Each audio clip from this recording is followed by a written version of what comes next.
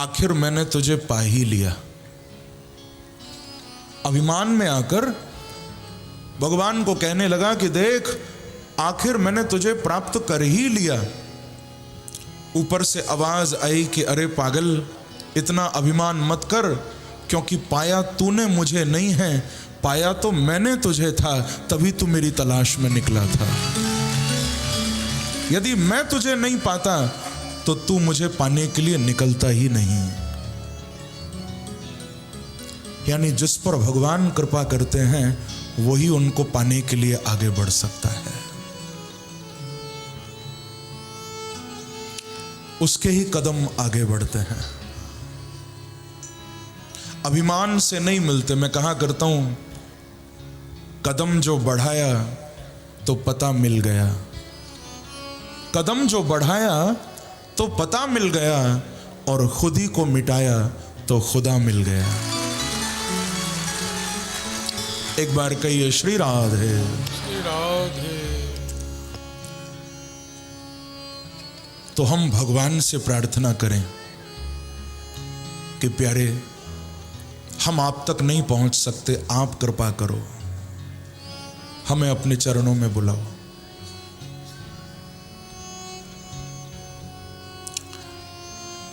क्योंकि मैंने पहले भी आपको ये बात बोली है कथा में कि परमात्मा मरकर नहीं मिलते, ये जीवन उनको पाने के लिए मिला है। मरने के बाद नहीं, जीते जी उनको पाना है। कई बार कोई व्यक्ति गुजर जाता है, लोग कहते हैं भगवान को प्यारे हो गए, ऐसे बोलते हैं। कोई गुजर जाए, बोले वो तो भगवान को प्यारे हो गए। अब ये तो मालूम नहीं है, कह तो देते हैं भगवान को प्यारे, क्या पता यमराज को प्यारे हुए हों, कह देते हैं भगवान को प्यारे। भाई क्या मालूम कहां गए होंगे, क्योंकि केवल मरना भगवान को प्यारा होना नहीं है। जिसने जीते जी ईश्वर से प्रेम किया होगा वही बांके बिहारी को प्यारा होगा।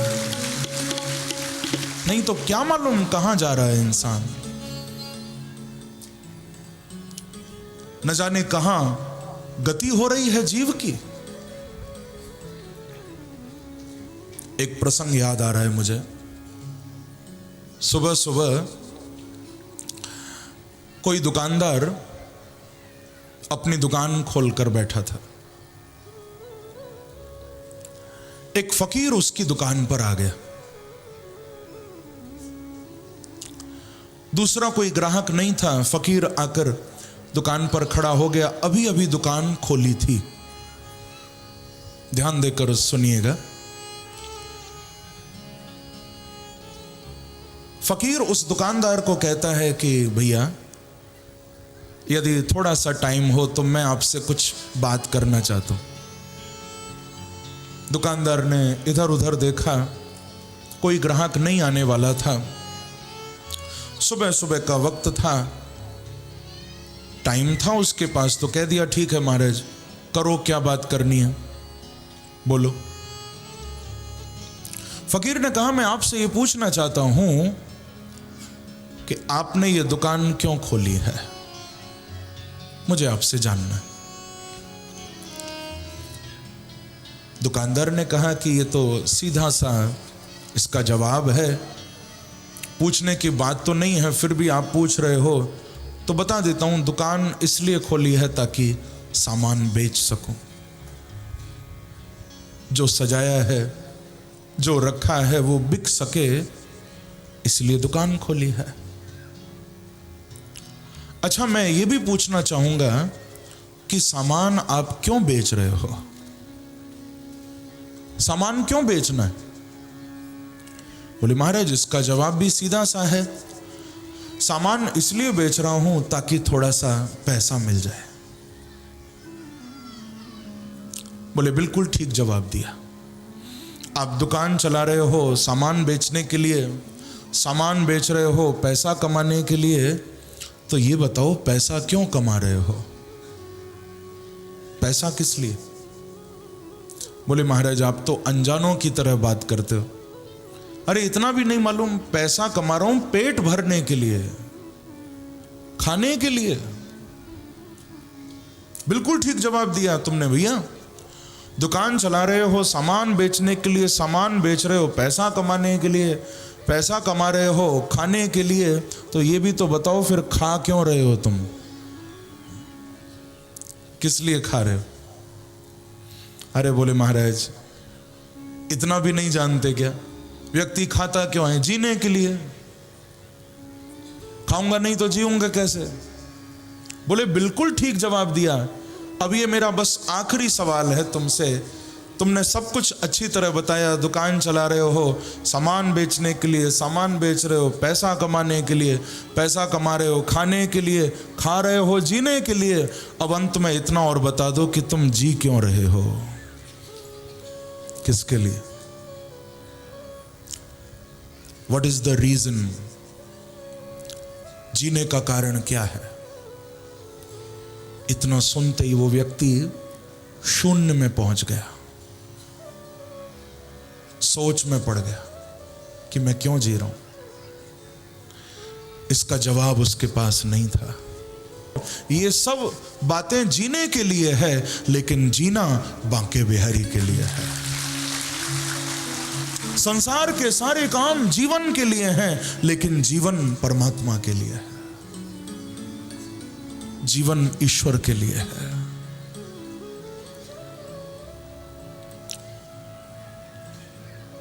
जीना उसके लिए है जिसने जीवन दिया है, लेकिन अफसोस कि जिए नहीं हम उसके लिए, जीवन मिला था जिसके लिए। हम सबके लिए जी लिए, हम उसके लिए नहीं जी पाए।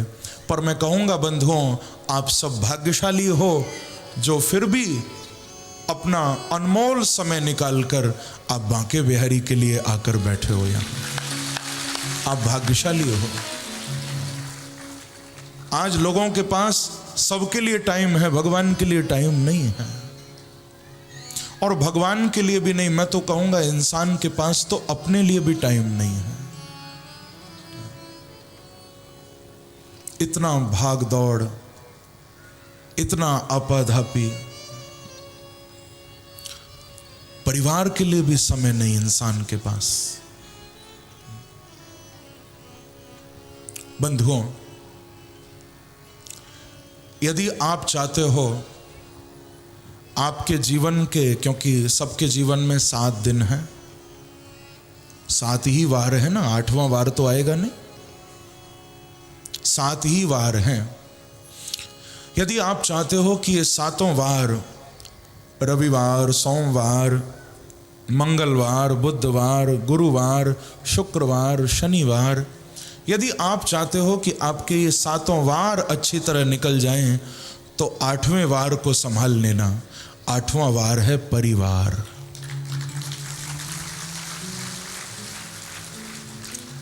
आजकल तो हमारे पास परिवार के लिए भी टाइम नहीं है। लोग पैसा कमाने में इतने पागल हो रहे हैं कि बच्चों के लिए समय नहीं है, परिवार के लिए समय नहीं। भगवान के लिए तो कहां से निकालोगे? नहीं बंधु, समय निकालो, क्योंकि प्रारब्ध से ज्यादा और प्रारब्ध से कम आज तक किसी को मिला नहीं है। गोस्वामी तुलसीदास जी का ये दोहा जीवन भर याद रखना, ये याद करने लायक दोहा है तुलसीदास जी का, कि प्रारब्ध पहले बन्यो और पीछे बन्यो शरीर, तो तुलसी चिंता छोड़ के अरे क्यों न भजे रघुवीर। तेरी किस्मत पहले ही बन चुकी है, तेरा भाग्य पहले ही लिखा जा चुका है, तो चिंताओं को छोड़कर क्यों नहीं भजता भगवान को, क्यों नहीं भजता परमात्मा को।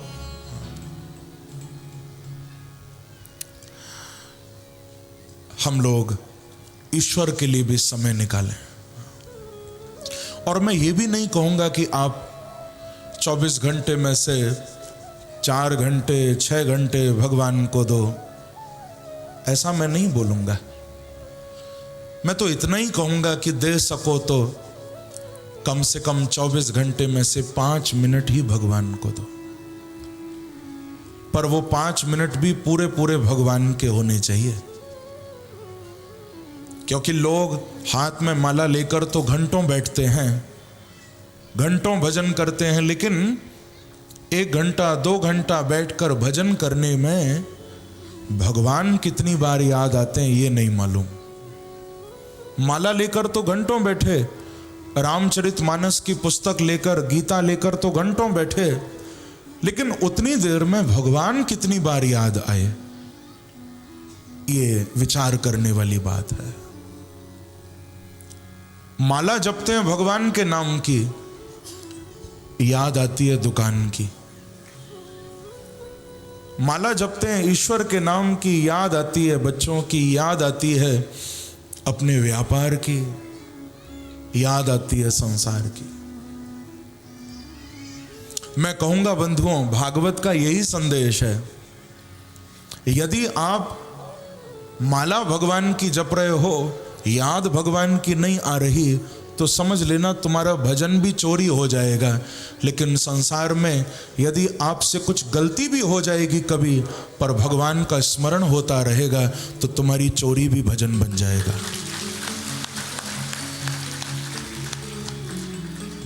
प्रभु का स्मरण ही आवश्यक है।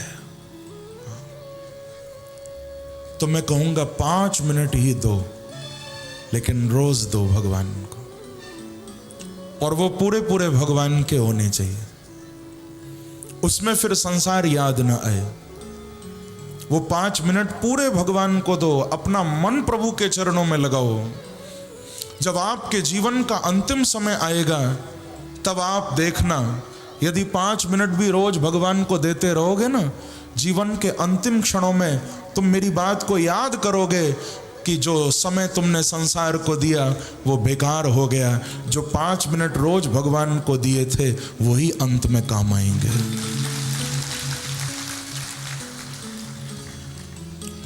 Only 5 minutes, कोई बड़ी बात नहीं है, दे सकते हो आप, लेकिन हम प्रभु के लिए समय निकालें। श्री सुखदेव जी महाराज कहते हैं, परीक्षित, रुक्मणी जी को लेकर द्वारिका भगवान आए थे। द्वारिका में सबको परम आनंद मिला। द्वारिकाया मभूद राजन महामोदः पुरौकसाम। द्वारिका वासियों को महामोद की प्राप्ति हुई। महामोद यानी परम आनंद मिला। एक कथा बड़ी प्यारी आगे सुना रहे हैं, आप लोग भाव से सुनिएगा। कि कामस्तु वासुदेवांशः दग्धः प्रागरुद्रमन्युना देहोपपत्तये भूयः तमेव प्रत्यपद्यत। कामस्तु वासुदेवांशः। रुक्मणी जी ने गर्भ धारण किया और भगवान कृष्ण के प्रथम पुत्र श्री रुक्मणी जी के गर्भ से प्रकट हुए हैं, जिनका नाम है प्रद्युम्न, कृष्ण के सबसे बड़े बेटे। ये प्रद्युम्न जी जो हैं, ये कामदेव के अवतार हैं।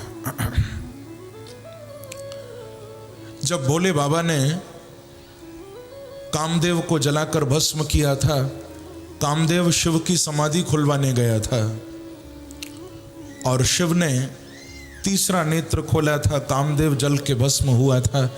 ये रामचरितमानस में प्रसंग गोस्वामी जी ने भी गाया है। शिव का तीसरा नेत्र खुला था, कामदेव जल के भस्म हो गया था। कि तव शिवती सर नयन उघारा,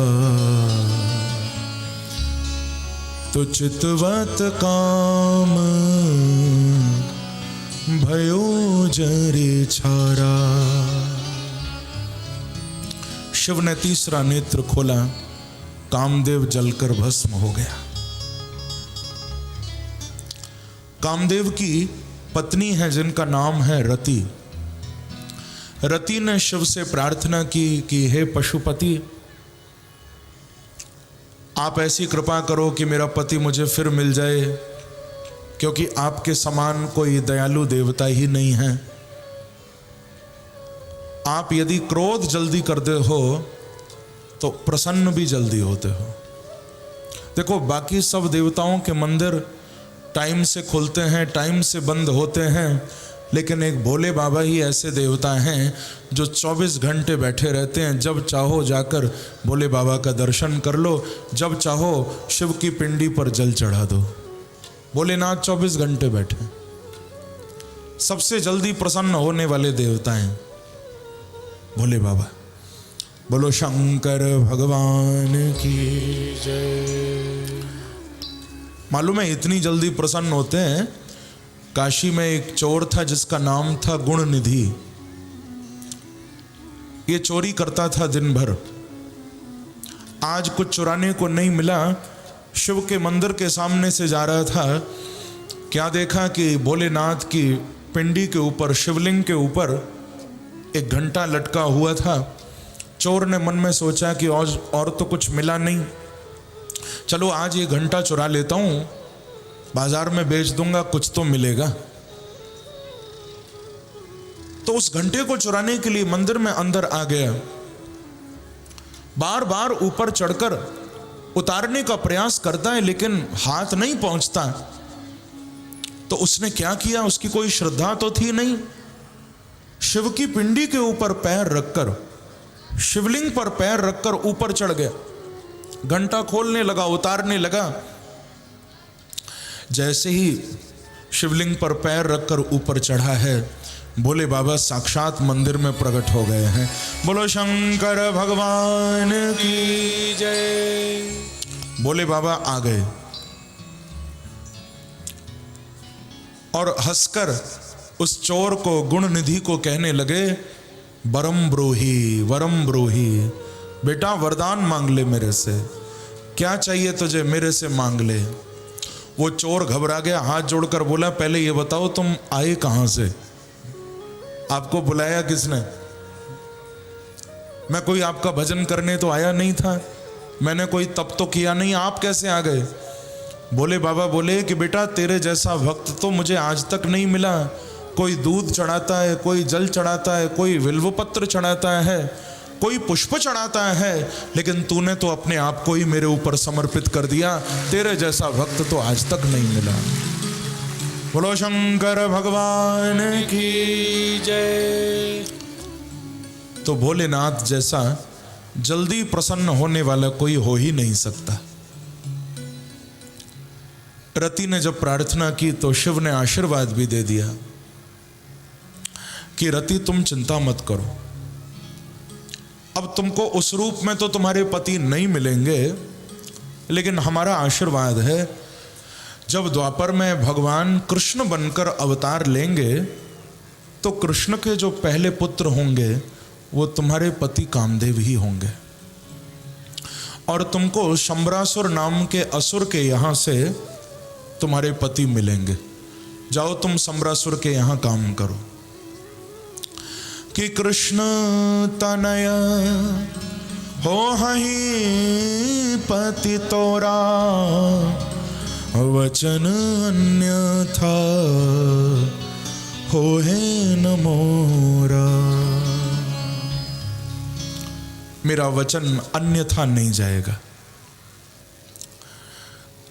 तो ये रति जो थी, ये शंबरासुर नाम के उस असुर के यहां भेष बदल के काम करने लगी। एक बार कहिए श्री राधे, श्री राधे। कथा आगे बढ़ती है कि जब भगवान श्री कृष्ण के प्रथम पुत्र श्री प्रद्युम्न जी के रूप में प्रकट हुए, जो कामदेव के अवतार हैं, जब ये आए चारों तरफ खबर फैली कि कृष्ण के पुत्र हुए हैं, भगवान के द्वारिकाधीश के पुत्र हुए हैं। समाचार फैला। शंबरासुर नाम का जो असुर था उसको भी ये बात मालूम थी कि कृष्ण के जो पहले बेटे होंगे वो ही मुझे मारेंगे।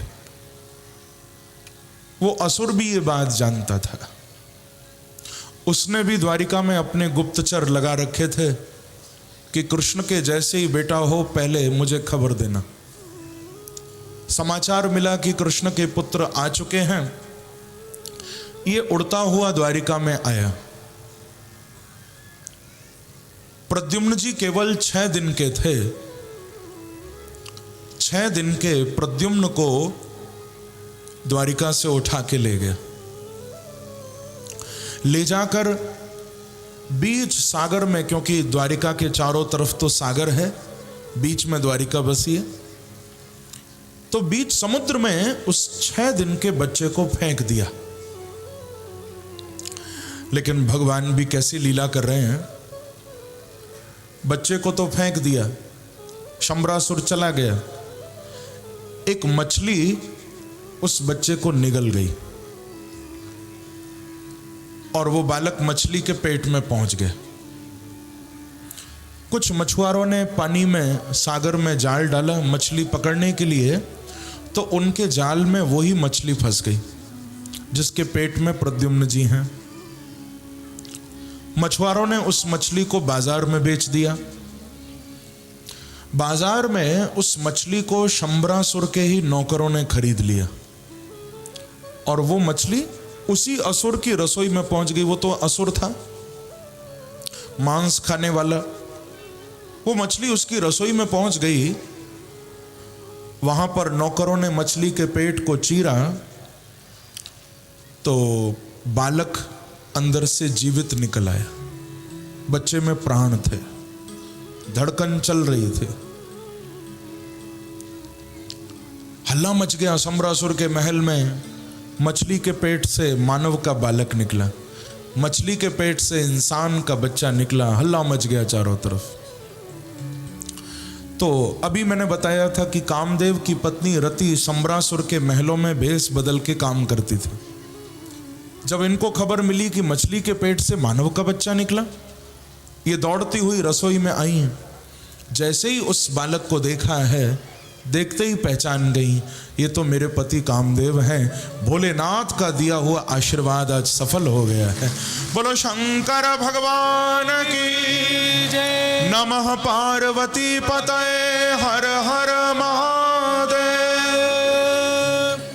शिव का दिया हुआ आशीर्वाद सफल हो गया। अच्छी तरह उस बालक का पालन पोषण किया। जब 12 साल के हो गए तब उनको बताया कि भवान नारायण सुतः शंवरेण हृतो ग्रहात् अहम ते धिकृता पत्नी रति कामो भवान प्रभु। बताया कि महाराज, आप कोई साधारण इंसान नहीं हो, आप तो साक्षात कामदेव के अवतार हो, कृष्ण के बेटे बन के आए हो। मैं आपकी पत्नी रति हूं। ये असुर आपको जबरदस्ती उठा कर ले आया। नारायण की कृपा से ही तुम्हारे प्राण बचे हैं। अब आपको इस असुर का उद्धार करना है। महामाया नाम की विद्या सिखाई। जब प्रद्युम्न जी 20 साल के हो गए तब उसी विद्या के द्वारा इन्होंने उस असुर का, शंबरासुर का उद्धार किया और फिर सुंदर मुहूर्त में रति को साथ लेकर सीधे द्वारिका पधारे। द्वारिका में रुक्मणी जी ने बड़ा स्वागत किया है दोनों का, क्योंकि रुक्मणी जी को तो उम्मीद ही नहीं थी। 6 दिन का था बेटा तभी खो गया था। आज 20 साल के बाद बेटा लौट रहा है। रुक्मणी जी को बहुत खुशी हुई और केवल खुशी ही नहीं, दुगनी खुशी हुई, क्योंकि बेटा खोया था तो अकेला था, आज मिला है तो बहू के साथ ही मिल गया है। नई बहू भी मिल गई, बेटा भी मिल गया, तो बड़ी प्रसन्नता हुई है।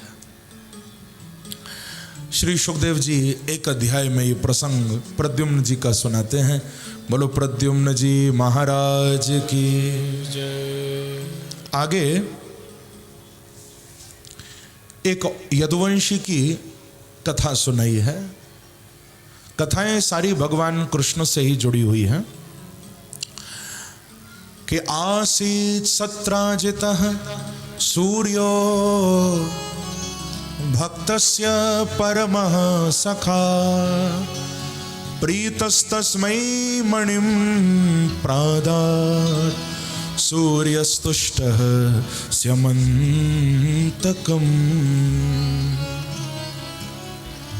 सत्राजित नाम के यदुवंशी रहते हैं द्वारिका में। सूर्य नारायण के परम भक्त हैं ये। इन्होंने अपने जीवन में सूर्य भगवान की बड़ी उपासना की, क्योंकि बंधुओं धरती के साक्षात देव हैं सूर्य देव, और सूर्य को नारायण कहा गया। हमारे ग्रंथों में सूर्य को सूर्य नहीं, सूर्य नारायण। बोलो सूर्य नारायण भगवान की जय। सूर्य और चंद्र ये दोनों भागवत में भगवान के नेत्र बताए गए। सूर्य और चंद्र रूपी नेत्र से भगवान सारे विश्व को देख रहे हैं। तो सूर्य भगवान नारायण का स्वरूप है। आदिदेव नमस्तुभ्यं प्रसीद मम भास्कर, दिवाकर नमस्तुभ्यं प्रभाकर नमोस्तुते। सत्राजित सूर्य की बहुत उपासना करता है। सूर्य भगवान इनसे प्रसन्न होकर भागवत में सुखदेव जी बता रहे हैं कि परीक्षित इनको एक मणि देते हैं सूर्य भगवान। वो मणि बड़ी कमाल की थी। उस मणि में बहुत सारी विशेषताएं, उस मणि में इतनी सारी खूबियां हैं, आप लोग सुनोगे तो बड़ा आनंद आएगा। सुखदेव जी ने बताया कि परीक्षित वो मणि जिसके पास रहती थी ना, उसके जीवन में कभी शोक मोह नहीं होता।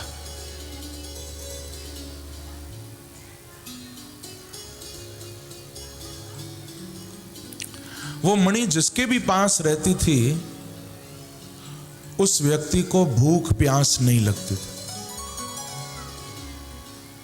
वो कई कई दिन बिना कुछ खाए पिए रह सकता था। उस मणि को अपने पास रखने वाला मालूम है कभी बुढ़ा नहीं होता था। इतनी कमाल की मणि थी। जिसके पास मणि रहती उसके जीवन में बुढ़ापा नहीं आता। आप कहोगे महाराज ऐसी मणि आज भी कहीं मिलती हो तो हमें भी दिलवा दो, जो बुढ़ापा ना आए।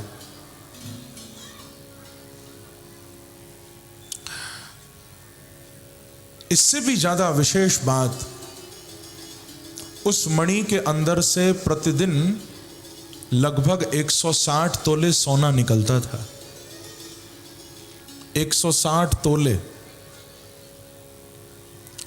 इतना स्वर्ण प्रतिदिन उस मणि से निकलता। आप कहोगे महाराज अब तो दिलवाई दो ऐसी मणि, इतना सोना। सत्राजित को जब वो मणि मिली, सत्राजित पागल हो गया। सूर्य भगवान को प्रणाम करके मणि लेकर अपने घर आ गया। अपनी पत्नी को दिखाई कि देख कैसी कमाल की मणि मिली है। अब मणि तो मिल गई, लेकिन द्वारिका वासियों को थोड़ा मालूम भी तो चले कि मेरे पास ऐसी मणि है। क्योंकि आज यदि घर में नई गाड़ी आई है तो पड़ोसी के घर के सामने से 4 बार तो निकालेंगे कम से कम। प्रेम से कहो श्री राधे। थोड़ा अपने मोहल्ले में अपनी गली में 4-5 चक्कर तो लगाएंगे, देख तो लें लोग हमारे यहां भी गाड़ी आई है। दिखावा होता है बहुत। बंधुओं दिखावे से बचना हमेशा। भागवत का ये प्रसंग शिक्षा दे रहा है, परमात्मा तुमको जो भी कृपा करके दे उसको अपनाओ, लेकिन दिखावा मत करो। दिखावे से बड़ा नुकसान होता है। बल्कि संतों ने तो यही कहा कि रूखा सूखा खाए के ठंडा पानी पियो,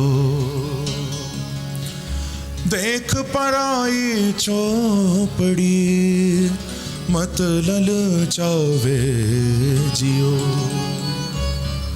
परमात्मा जो दे उसमें संतोष करो। रूखा सूखा जैसा भी मिले खाओ, लेकिन दूसरे का देखकर ललचाओ मत। तुमको जो मिले उसका दिखावा मत करो, और दूसरे के पास जो है उसको देखकर ललचाओ मत। क्योंकि ये दो बातें ही हमारे जीवन में हमसे गलत काम करा देती हैं। यही दो बातें। दूसरे का देखकर लालच आ जाता है, दूसरे को ऊंचाइयों पर जाता देखकर हमारे अंदर लोभ आ जाता है, और हमको कुछ मिलता है तो अभिमान आ जाता है। बल्कि मैं तो कहूंगा, संसार में सुखी रहना है तो एक काम करना। आप करो तो मैं बताऊं, करोगे? नहीं करोगे। यदि सुखी रहना है तो एक बड़ा प्यारा छोटा सा सूत्र है, आप मानो तो बताऊं, मानोगे ना? यदि सुखी रहना है संसार में तो बस एक काम करना बंधुओं, जब तक जीना अपनी नजर ऊपर वालों पर मत रखना, अपनी नजर नीचे वालों पर रखना।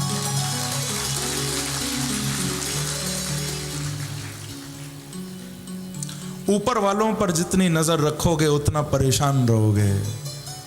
उसके पास तो ये है, हमारे पास क्यों नहीं? उसने 4 गाड़ियां इकट्ठी कर ली, हमारे पास एक भी नहीं। उसने इतना बड़ा मकान बना लिया, हमारे पास तो कुछ भी नहीं। यदि ये देखते रहोगे तो जीवन भर परेशान रहोगे। देखना हो तो ये देखो कि तुम्हारे पास तो फिर भी बहुत कुछ है। यहाँ तो ऐसे भी लोग हैं संसार में जिनके पास न हाथ है, न पैर है, न आंखें हैं, लेकिन वो भी तो जी रहे हैं। किसी शायर ने बड़ा सुंदर कहा, मत यकीन करना अपने हाथ की लकीरों पर, क्योंकि नसीब तो उनका भी होता है जिनके हाथ ही नहीं होते। किस्मत तो उनकी भी होती है जिनको हाथ पैर ही नहीं है। बंधुओं, अपने जीवन में लालच नहीं करना, दिखावा भी नहीं करना। सत्यजित के अंदर दिखावा आ गया। भगवान श्री कृष्ण ने इनको बड़ा समझाया था कि देखो, तुम्हारे पास इतनी कमाल की मणि है, हमारे कहने पर तुम इस मणि को महाराज उग्रसेन जी को दे दो। उग्रसेन जी के राजकोष में इस मणि को दे दो, जितना सोना निकलेगा हम सब तुमको दिलवा दिया करेंगे। बड़ा समझाया भगवान ने, लेकिन नहीं माने। वो मणि भगवान के कहने पर भी उग्रसेन जी के राजकोष में नहीं दी। भगवान ने यही कहा था कि देखो महाराज, आपकी इस मणि पर सबकी नजर आ गई है, तो इस मणि के कारण तुम्हारा कोई बहुत बड़ा नुकसान ना हो जाए। पर इन्होंने भगवान की कोई बात नहीं सुनी। और सुखदेव जी कह रहे हैं कि तमय कदा मणिम कंठे प्रतिमोच महाप्रभा प्रशेनो हयमारुह्य मृगया व्यचरत बने। एक बार सत्यजित का छोटा भाई था जिसका नाम था प्रसेन। ये प्रसेन उस मणि को गले में पहनकर शिकार करने गया। अपने भाई को कहा कि सत्राजित को कि भैया आपके पास ये कमाल की मणि है, थोड़ी देर के लिए हमें दे दो पहनने को, हम शिकार करने जाएंगे।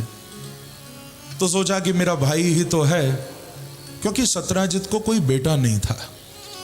एक बेटी थी जिनका नाम